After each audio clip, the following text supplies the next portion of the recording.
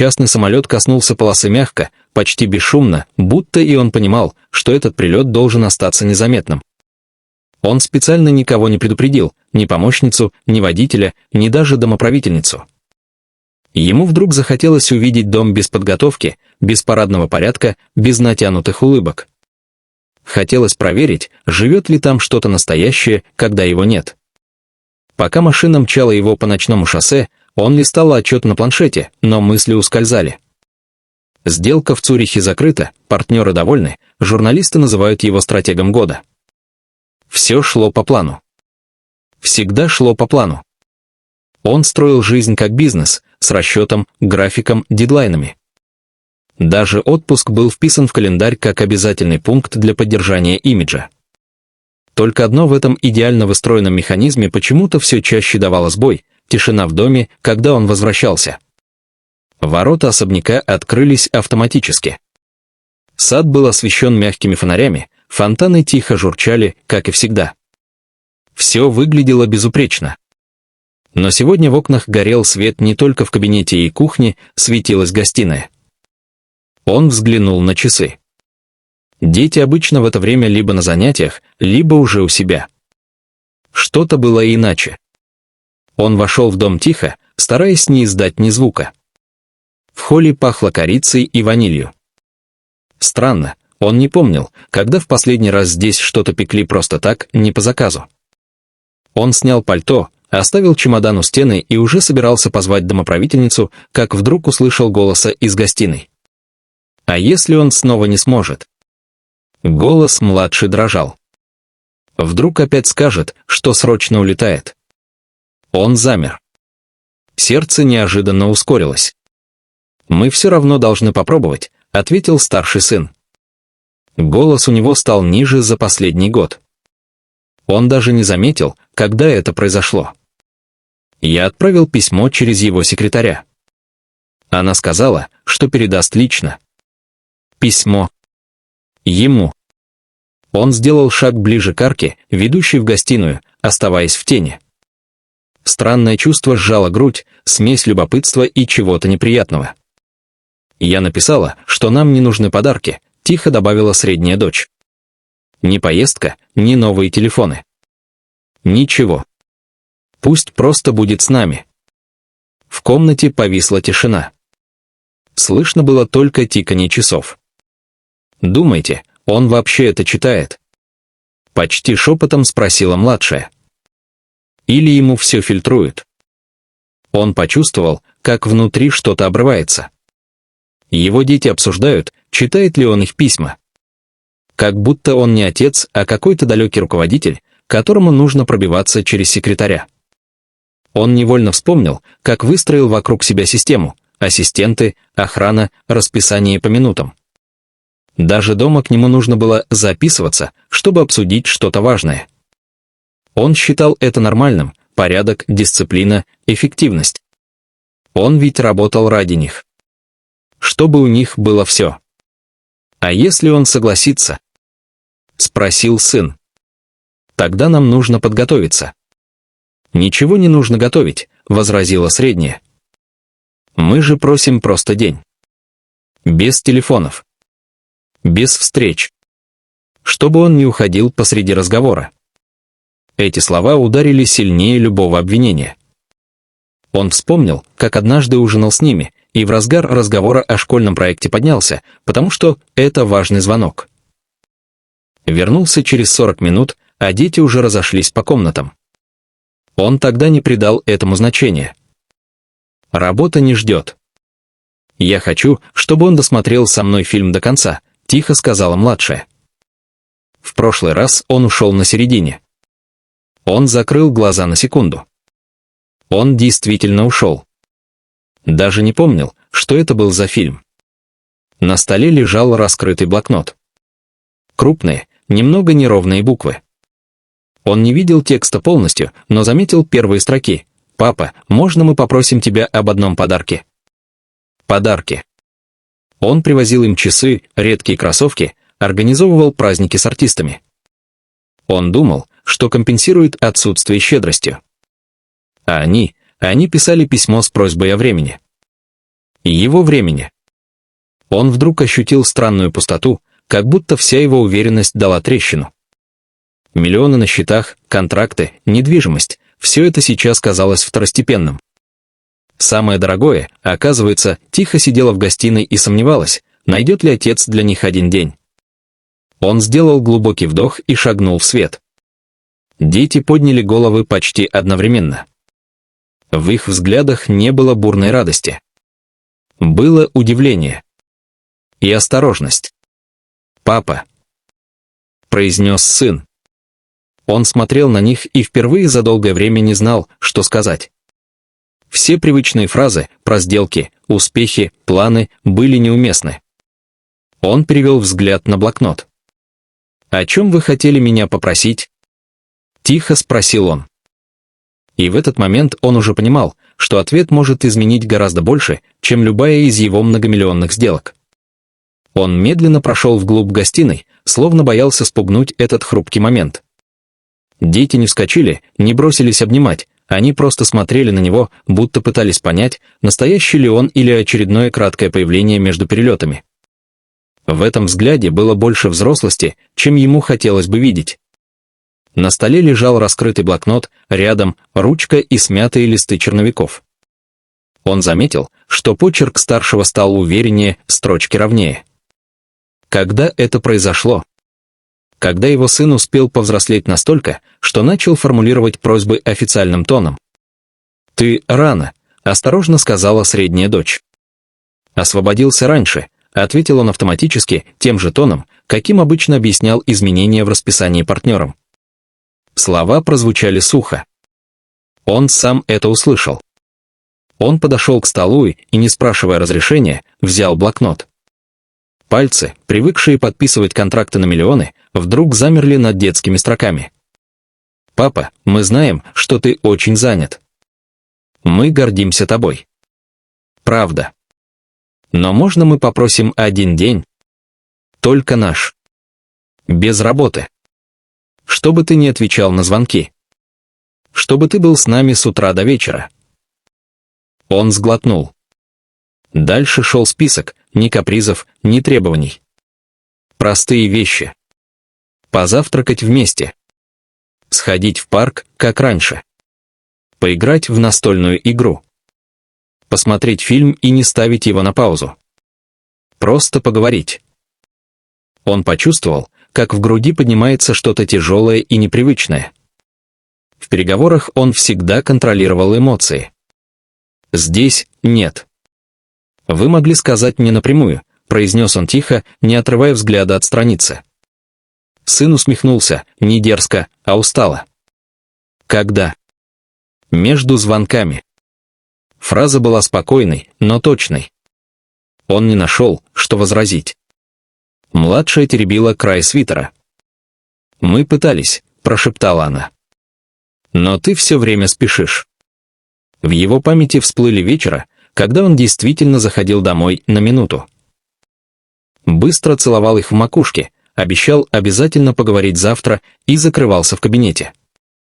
Или улетал на следующий день, оставляя за собой запах дорогого парфюма и ощущение недосказанности. Он всегда считал, что дети поймут. Что когда-нибудь оценят масштаб его усилий. Что сейчас главное – обеспечить фундамент. Но, глядя на них, он вдруг понял, фундамент без присутствия – это просто бетон. «Почему вы решили написать через секретаря?» – спросил он, уже зная ответ. Средняя дочь подняла глаза. «Потому что так быстрее дойдет». Эти слова ударили почти физически. В их мире путь к отцу лежал через помощницу. Он опустился на стул. Дорогой костюм казался неуместным в этой комнате, где пахло корицей и детством. Он вспомнил, как когда-то сам играл с ними на полу, строил замки из конструктора, смеялся без оглядки на часы. Тогда у него было меньше денег.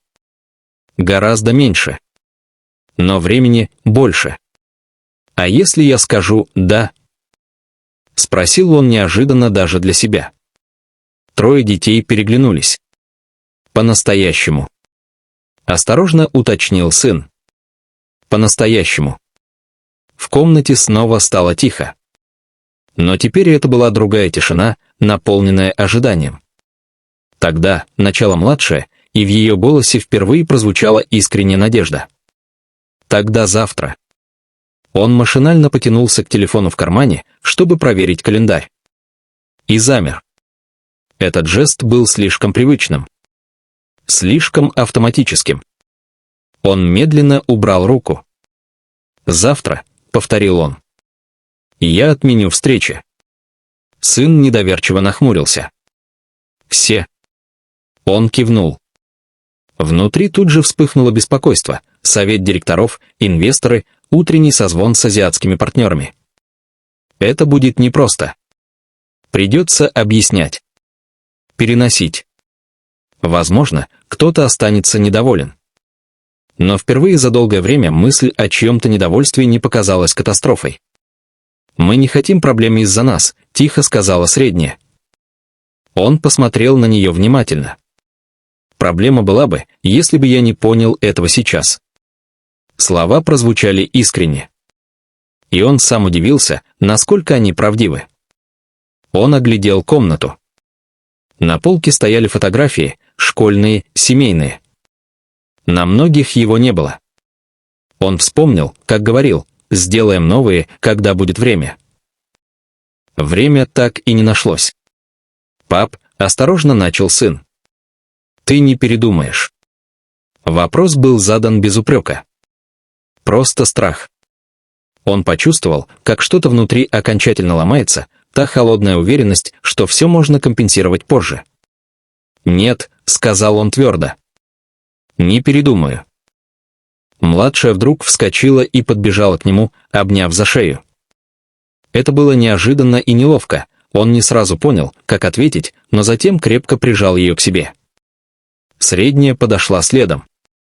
Сын остался стоять чуть в стороне, все еще сомневаясь. Он протянул руку. «Иди сюда». Мальчик помедлил секунду, затем шагнул вперед. В этот момент он понял, ни одна из его сделок не требовала такой смелости просто остаться. Не улететь. Не отвлечься. Не сбежать в работу. Телефон в кармане завибрировал. Он не стал доставать его. Впервые за долгие годы он позволил себе не ответить. Утро в доме началось непривычно тихо. Не потому, что все спали, а потому, что никто никуда не спешил. Он проснулся раньше будильника, по старой привычке, и несколько секунд лежал, глядя в потолок. Обычно в это время он уже проверял почту, просматривал сводки рынка, отвечал на сообщения из других часовых поясов. Рука автоматически потянулась к телефону на прикроватной тумбочке. Он остановился. Вспомнил. Сегодня их день. Телефон остался лежать экраном вниз. Он встал, впервые за долгое время не ощущая давления графика. В этом отсутствии спешки было что-то непривычное, почти тревожное. Будто он нарушал собственные правила. На кухне уже слышались голоса. Смех. Он замер в коридоре, прислушиваясь. Этот звук редко звучал так свободно в его присутствии, чаще дети становились тише, когда он появлялся, словно подстраивались под его деловой ритм. Он вошел.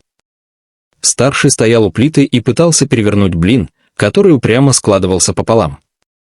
Средняя резала фрукты слишком сосредоточенно, будто выполняла ответственное задание. Младшая сидела за столом и рисовала что-то яркими фломастерами.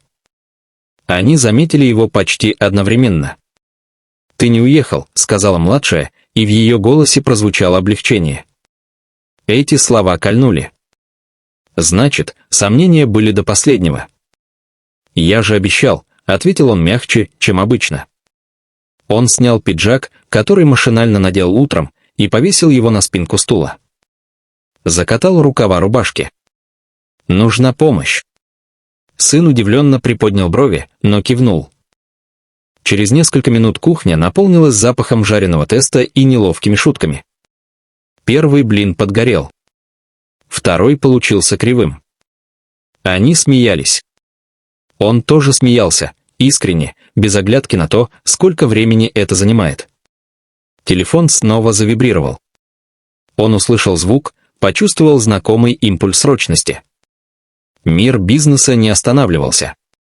Кто-то ждал ответа. Он взял телефон. Дети замолчали. Он посмотрел на экран, десятки уведомлений. Напоминания о встречах, сообщения от партнеров, пропущенные вызовы. И нажал кнопку выключения. Экран погас. «Все?» — тихо спросила средняя. «Все», — кивнул он и положил телефон в ящик кухонного комода. «До вечера я не миллионер. Я просто папа». Эта фраза повисла в воздухе. Потом младшая захлопала в ладоши. После завтрака они вышли в парк. Без охраны, без водителя, он настоял, чтобы пойти пешком. Сначала он чувствовал на себе взгляды прохожих, будто без привычного сопровождения стал уязвимым. Но постепенно это ощущение растворилось. Сын предложил сыграть в баскетбол на уличной площадке. Он давно не держал мяч в руках. Первый бросок оказался неточным. Дети засмеялись, не насмешливо, а по-настоящему. Он принял вызов. Через несколько минут уже бегал, тяжело дыша, чувствуя, как сердце стучит не от стресса переговоров, а от движения. Он поймал себя на мысли, что не помнит, когда в последний раз так уставал физически и при этом чувствовал легкость. Потом они ели мороженое на лавочке. Капли таяли и стекали по пальцам. Младшая рассказывала о школе, о подруге, которая обиделась из-за пустяка. Средняя делилась мечтой поступить в художественную академию.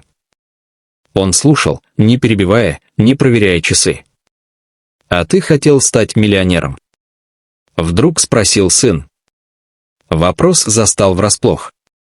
«Нет», — честно ответил он после паузы. «Я хотел доказать, что могу больше, чем от меня ждут». «И доказал», — уточнил сын. Он задумался. «Наверное, да. Но, кажется, кое-что перепутал по дороге». Дети переглянулись, но ничего не сказали. Вечером они устроились в гостиной смотреть фильм. Тот самый, который он когда-то не досмотрел. Свет был приглушен, на столике попкорн. Он сел между детьми. Фильм шел уже 40 минут, когда по привычке в голове вспыхнула мысль: сейчас бы проверить почту. Он почувствовал внутреннее напряжение, будто упускает что-то важное. Но рядом младшая тихо прислонилась к его плечу. Средняя смеялась над сценой на экране. Сын что-то комментировал вполголоса. И он понял, вот оно, важное. Когда пошли финальные титры, он не поднялся. Не сказал, что ему нужно в кабинет. Он остался сидеть, пока экран не погас окончательно. В комнате было темно и тихо. «Пап», — осторожно произнесла средняя. Это был лучший день. Он почувствовал, как в горле встает ком. Лучший день, без фейерверков, без дорогих подарков, без громких событий. Просто день вместе. Он понял, что все это время боялся потерять империю. А рисковал потерять нечто куда более хрупкое. Когда дети разошлись по комнатам, он достал телефон из ящика. Включил. Сообщения посыпались одно за другим. Мир по-прежнему требовал его внимания. Но теперь он смотрел на экран иначе. Он уже знал, что завтра вернется к работе. Контракт не исчез.